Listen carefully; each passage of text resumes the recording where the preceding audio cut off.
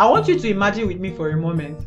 It's 2 o'clock in the afternoon and there is a lecture hall packed with about 200 to 250 students.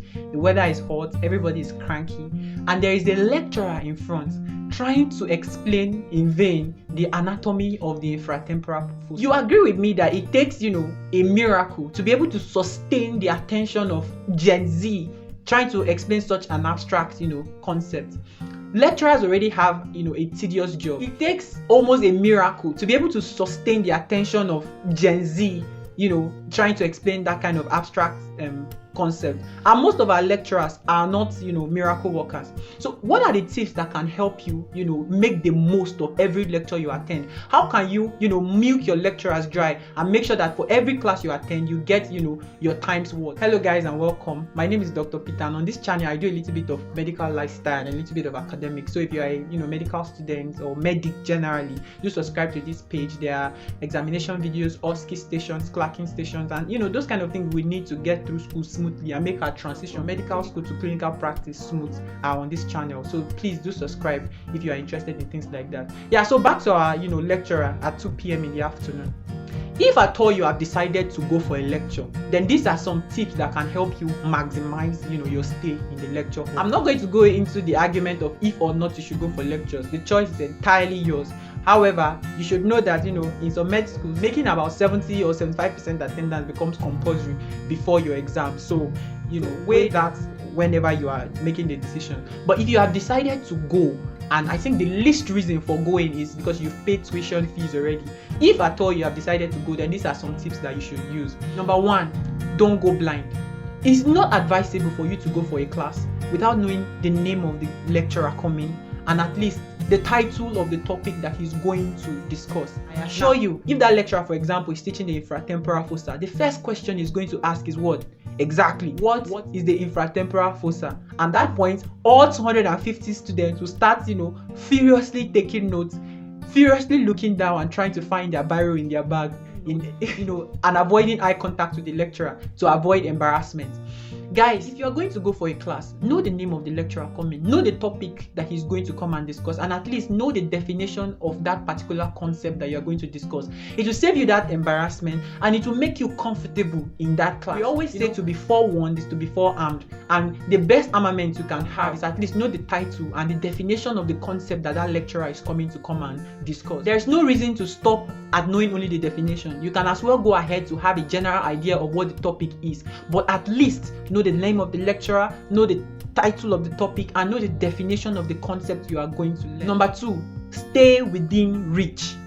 If you are attending a class and you have 200 to 250 students and you are staying, miles away from the lecturer, you are already at a disadvantage. The truth is, the attention of the lecturer is only so much. He's going to focus on a few people, and I bet you those people are going to be those that are within the reach of his voice and the reach of his vision. There is no need to stay so far away from the lecturer. And I tell you, when you are staying so far from the lecturer, the temptation of taking out your phone and surfing the internet becomes significantly higher.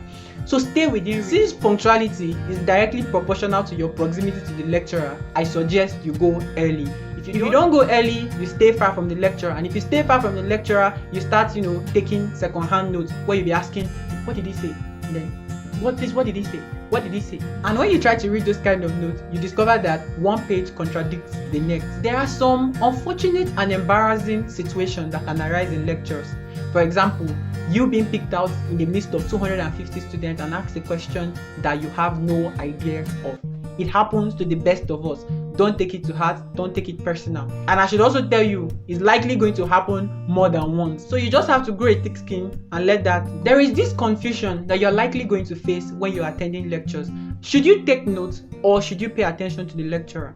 There is no cut and dry answer to that question. If taking notes is your forte, then by all means go ahead and take notes. If listening, however, is your forte, then by all means pay rapt attention to the lecturer. Side note, there is likely going to be someone in your class who is an excellent stenographer. You can as well leverage on the strength of that class member, pay rapt attention and get the understanding of the concept from that particular class. This is by far the most important technique I have when it comes to attending lectures.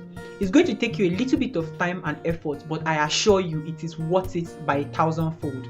At the start of every posting or every semester, I take out 5 years of past questions for the particular course that I'm studying, and I make an analysis of the questions that have been asked over the past 3 to 5 years. I make a list of the questions that have been asked in the past 3 to 5 years, taking particular notes of questions that have been asked repeatedly. And this list is usually at the last page of my notebook.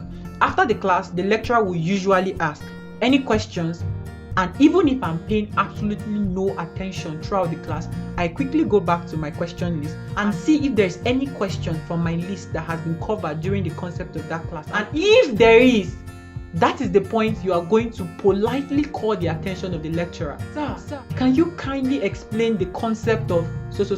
And at that point, you get the words of that lecture. The reason why is because common things occur commonly. Questions that have come out repeatedly in an exam are more likely to be asked in that particular exam. And by doing this, you get the lecturer to, in his own words, give you an idea of how he wants you to attempt those kind of questions. Even if you cannot ask this question yourself, this is the time to ask the most mouthy member of the class to ask that question. And I assure you, it's going to be beneficial for every single member of the class. It is possible that a lecturer can have a point of confusion during a lecture, but this is not the time to be rude or obnoxious or call unnecessary attention to yourself by phrasing questions like this. Sir, this textbook says this, and this article says this. However, you have said this. Pitching your lecturer against conventional knowledge like that might seem like a flashy thing to do, but the consequences are grave, and you should by all means desist from things like that. I'm going to bring this discussion to an end by sharing a quote by Archbishop Fulton Sheen. This is what he said: that the worst kind of learning is that from the notebook of the teacher to the notebook of the students without passing through their minds. Once again, if you are interested in examination stations, clerking stations, picture tests, and things like that, please do subscribe to this channel and watch out for more of our content. See you in the next video.